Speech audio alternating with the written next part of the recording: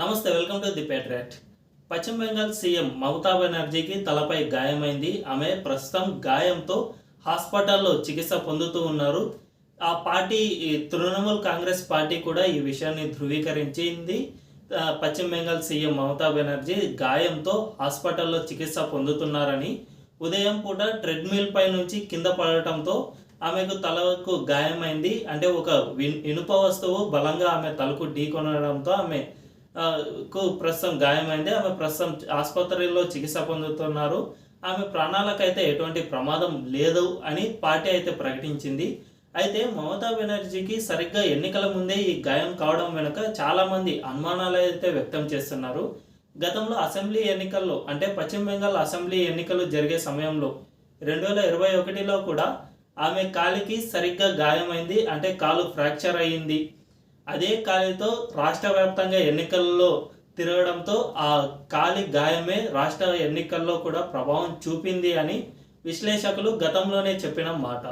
So ప్రస్తుతం సరిగ్గా ఎన్నికల ముందు ఆమె తలకు గాయం కావడంపై కూడా చాలా అనుమానాలు అయితే వస్తూ ఉన్నాయి. ఇది నిజమైన గాయమేనా అంటే గాయం నిజమే కావచ్చు, కానీ అది సరిగ్గా ఎన్నికల ముందు కావడంతోనే చాలామంది డౌట్ వ్యక్తం చేస్తున్నారు. అయితే మమతా బెనర్జీ పొలిటికల్ కెరీర్ మొత్తం ఆమెపై జరిగిన దాడుల నుంచే ఆమె ఎదిగారు. అంటే ఆమెపై ఎప్పుడు దాడి చేసినా ఆ స్థాయి నుంచి మరి కాస్త పై స్థాయికి ఎదుగుతూ వచ్చారు. దీనిపైనే ది ఎకనామిక్ టైమ్స్ అనే వార్తాపత్రిక 2021లో ఒక సంచలన అంటే శీర్షికతో ఒక వార్తనైతే రాసింది. Attacks and injuries shaped Mamata's political career అనే హెడ్లైన్తో ఒక వార్తనైతే రాసింది. ఈ వార్తను మనం ఒకసారి ఎక్స్ప్లెయిన్ చేసే ప్రయత్నం చేస్తాము. మమతా బెనర్జీ అంటే మొట్టమొదటిసారిగా మమతా బెనర్జీ 1975లో దేశవ్యాప్తంగా వార్తలకు ఎక్కారు. అప్పట్లో అవినీతి వ్యతిరేక ఉద్యమకారుడైన జయప్రకాష్ నారాయణ్, అంటే దేశవ్యాప్తంగా ప్రజలందరికీ జయప్రకాష్ నారాయణ్ పేరు సుపరిచితమే. అటువంటి వ్యక్తి కారుపై ఆమె ఎక్కి డ్యాన్స్ చేశారు. అంటే ఒక ఇష్యూకి అగెనెస్ట్గా డ్యాన్స్ చేయడంతో ఆమె పేరు దేశవ్యాప్తంగా మారుమోగిపోయింది. ఆ ఒక్క ఇన్సిడెంట్తో ఆమె పేరు అందరికీ తెలియడంతో అప్పటి కాంగ్రెస్ ఆమెకు యూత్ అంటే మహిళా మోర్చా యూత్కు అధ్యక్షురాలని చేసింది. అప్పటి నుంచి ఆమె పొలిటికల్ కెరీర్ స్టార్ట్ అయింది. 1984లో ఆమె మొట్టమొదటిసారిగా పార్లమెంటుకు ఎన్నిక కావడంతో దేశంలోనే యంగెస్ట్ పార్లమెంటేరియన్గా ఆమెకు గుర్తింపు కూడా ఉంది. ఆ తర్వాత ఎన్నోసార్లు అంటే పశ్చిమ బెంగాల్ రాజకీయమే యుద్ధం పోరాటాలతో జరిగే రాజకీయం. సో ఆ పోరాటాల్లో మమతా బెనర్జీ చాలాసార్లు గాయాల పాలయ్యారు, చాలాసార్లు అవమానించబడ్డారు. ఈ ఘటనలను ఒకసారి పరిశీలించే ప్రయత్నం చేద్దాం. 1990లో సిపిఐఎం యువనేత ఆమె తలపై కొట్టినప్పుడు ఆమె మద్దతుదారులు చాలామంది మమతా బెనర్జీ ఉక్కు నరాలు గల మహిళ అని చెబుతూ వచ్చారు. సో 1990లో సిపిఐఎం యువనేత ఒకరు ఆమె తలపై బలంగా కొట్టడంతో లోపల స్కల్కే ఫ్రాక్చర్ అయింది. సో అప్పుడు చాలా వరకు అంటే దాదాపు ఒక నెల వరకు ఆమె హాస్పిటల్లోనే ఉండాల్సి వచ్చింది. అయితే ఆ తర్వాత 1993లో అప్పటి యూత్ కాంగ్రెస్ సభ్యురాలు బెనర్జీ, అంటే 1993లో అప్పటికే యూత్ కాంగ్రెస్ సభ్యురాలుగా మమతా బెనర్జీ ఉన్నారు. ఓటరు ఫోటో గుర్తింపు కార్డులు కావాలని డిమాండ్ చేస్తూ రైటర్స్ బిల్డింగ్ మాజీ సెక్రటేరియట్ వద్దకు ర్యాలీ నడిపిస్తుండగా ఆమెను పోలీసులు దారుణంగా కొట్టారు. ఈ ర్యాలీలో పాల్గొన్నవారు అంటే ఆమెను కొట్టడంతో తన వెంట ఉన్న కాంగ్రెస్ కార్యకర్తలు పోలీసులతో వాగ్వాదానికి దిగారు. ఈ వాగ్వాదంతో పోలీసులు కాల్పులు జరపడంతో దాదాపు 14 మంది కాంగ్రెస్ కార్యకర్తలు చనిపోయారు. ఆ సమయంలో మమతా బెనర్జీని పోలీసులు దారుణంగా కొట్టారు. ఆ తర్వాత ఆగస్ట్ 16, 1990లో డివైఎఫ్ఐ నాయకుడు లాలు ఆలం ఆమెపై కర్రతో తలపై కొట్టిన దాడి నగరంలోని హజ్రా క్రాసింగ్ ఆమె కాళీ ఘాట్ నివాసానికి సమీపంలో ఆందోళనకు వేదికైంది. అంటే 1990లో కూడా లాలు ఆలం అనే వ్యక్తి ఆమె తలపైనే దాడి చేశాడు. ఆ తర్వాత 1993లో కూడా ఆమెపై ఒకసారి దాడి జరిగింది. సో ఇటువంటి దాడులన్నిటితో మమతా బెనర్జీ అంటే ఎటువంటి స్ట్రగుల్నైనా ఆమె ఎదుర్కోగల నేత అనే పేరు పశ్చిమ బెంగాల్లో చాలా వరకు వ్యాప్తి చెందింది. మమతా బెనర్జీ ఎదిగిన క్రమం చూస్తే కూడా ఆమెపై ఎప్పుడు దాడి జరిగినా ఆమె ఎదుగుతూనే వచ్చారు. మొట్టమొదటిసారి ఆమె చేసిన చర్య వల్లనే ఆమెకు యూత్ కాంగ్రెస్ అధ్యక్షురాలుగా పదవి వచ్చింది. ఆ తర్వాత ప్రతి దాడితో ఆమె అంటే ఆ దాడికి లొంగిపోలేదు, ఆ దాడితో తగ్గిపోలేదు. ఎప్పుడు దాడి జరిగినా దానికి రెట్టింపు వేగంతో పనిచేస్తూ వచ్చారు కాబట్టి ఆమెకు ఆ విధమైన పేరు ఉంది. అయితే ప్రస్తుతం గత ఎన్నికల్లో అంటే ఆమె ఎప్పుడైతే పశ్చిమ బెంగాల్కు సీఎం అయ్యారో ఆ తర్వాత నుంచి అంటే 2011 తర్వాత నుంచి ఆమెపై ఎటువంటి దాడి జరగలేదు. ఎందుకంటే ఆమె సీఎంగా ఉన్న టైంలో ఆమెపై దాడికి ఎవరు ప్రయత్నించలేదు. ఒకవేళ ప్రయత్నించినా కూడా పోలీసులు అడ్డుకుంటూ వచ్చారు. అంటే ఆమె చుట్టూ ఉన్న సెక్యూరిటీ గార్డ్ అడ్డుకుంటూ వచ్చారు. 2021లో మరోసారి ఆమెకు ఇది కాలికి ఫ్రాక్చర్ అయింది.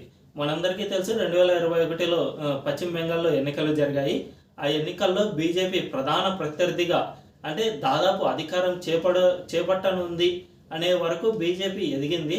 అయితే ఆ ఎన్నికల్లో మమతా బెనర్జీ నందిగ్రామ్లో నామినేషన్ వేసే సమయంలో ఆమె కాలికి గాయమైంది అంటూ పెద్ద ఎత్తున ప్రచారం సాగింది. ఆమె కాలికి కూడా ఒక హాస్పిటల్లో చేరగానే ఆమె కాలికి కూడా కట్టుకట్టారు.